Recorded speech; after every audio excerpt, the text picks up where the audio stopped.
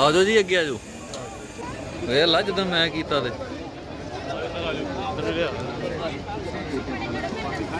ਕੋਈ ਗੱਲ ਨਹੀਂ, ਇਹਨਾਂ ਨੂੰ ਕਰਨ ਦਿਓ, ਇਹਨਾਂ ਨੇ ਆਪੇ ਲੈ ਜਾਣਾ। ਸਾਨੂੰ ਦਿੱਕਤ ਥੋੜੀ ਹੋਣੀ, ਇਹਨਾਂ ਨੇ ਕਰਨਾ ਨਾਲ।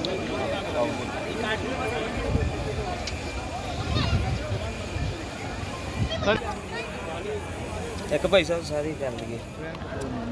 ਆ ਜਾਓ ਸਰ, ਥੈਂਕ यू। नहीं रहने तो चलो ठीक है ठीक है। चलो हो गया। आज गुरु नगरी अमृतसर में आकर यहाँ गुरुद्वारा में दर्शन करने का और सबके लिए प्रार्थना करने का सौभाग्य मिला।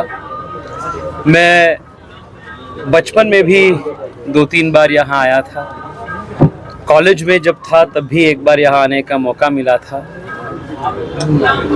सिख संप्रदाय भारत के एक गरिमामय संप्रदाय है और भारत के विरासत के लिए, अपने परंपरा के लिए, देश के लिए बहुत बड़ा योगदान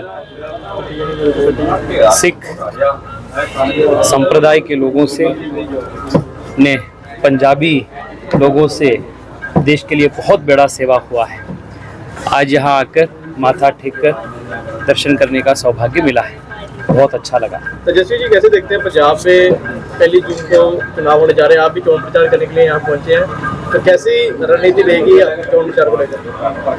मैं 3-4 दिन पहले लुधियाना भी आया था, चंडीगढ़ में भी प्रवास हुआ है। ज़मीनी हकीकत के आधार पर मैं कह सकता हूँ कि यहाँ स्थानीय सरकार के खिलाफ बहुत बड़ी नाराजगी है। विशेष रूप में युवा गुस्सा में है।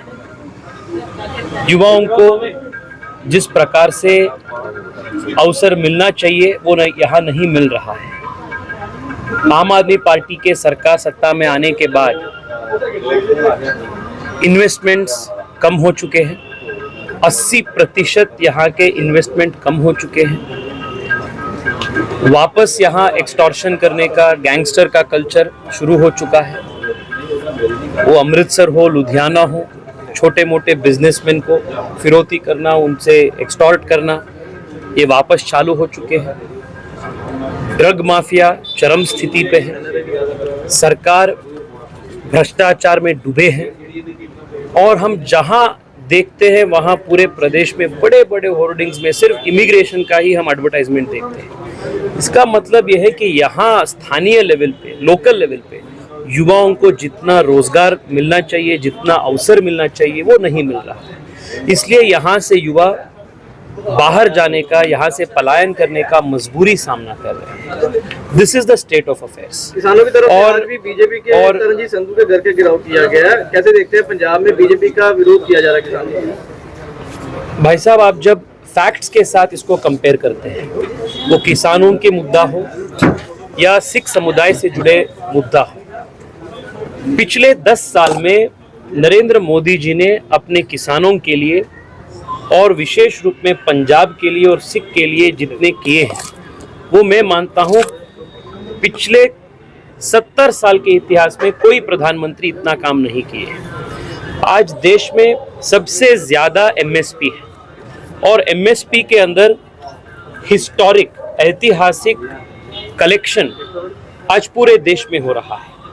मैक्सिमम जो प्रोक्यूर हो रहा है वो पंजाब में हो, हरियाणा में हो, देश के अलग अलग भाग में हो, मैक्सिमम मोदी सरकार के अंदर हो रहा है। 6,000 रुपए का किसान सम्मान निधि मिला है। किसानों को फसल बीमा योजना का फल मिला है। किसानों को अत्यंत कम दाम में फर्टिलाइजर मिलने का काम हुआ है। ये पूरे देश में आज किसानों के आय पिछले 10 साल के कंपैरिजन में 2 गुना बढ़ चुका है। और जहां तक पंजाब से जुड़े, विशेष रूप में सिख समुदाय से जुड़े मुद्दे हैं, वो वीर बाल दिवस को पूरे देश में मनाने का काम, या करतारपुर साहिब का कॉरिडोर ओपन करने का काम, या अफगानिस्तान हो, बलूचिस्तान हो, या विश्व के कई स्थानों पर जहां कॉन्फ्लिक्ट्स हुए थे, वहां से पूज्य गुरु ग्रंथ साहिब को गौरव के साथ देश में वापस लेने का काम मोदी सरकार ने बहुत बड़े काम, बहुत बड़े रिस्पेक्ट समाज के लिए, अपने विरासत के लिए दिए हैं। मैं मानता हूं कि कुछ प्रोटेस्ट तो पॉलिटिकल मोटिवेटेड होते हैं, पर आम जनता जो है, आम किसान जो है, वो ये सब जो सच्चाई है वो देखे हैं और इसके आधार पर भारतीय जनता पार्टी को पूरे प्रदेश में समर्थन करेंगे। और विशेष रूप में लुधियाना और अमृतसर, क्योंकि मैं ये दोनों लोकसभा कॉन्स्टिट्यूएंसीज का प्रवास किया हूँ, यहाँ कार्यकर्ताओं के उत्साह और विशेष रूप में जनता के जिस प्रकार की स्वीकारता हमें मिले, इसके आधार पर मैं कह सकता हूँ there is going to be a historic mandate, a very positive mandate for Bharatiya Janata party. Thank you sir. बहुत बहुत धन्यवाद।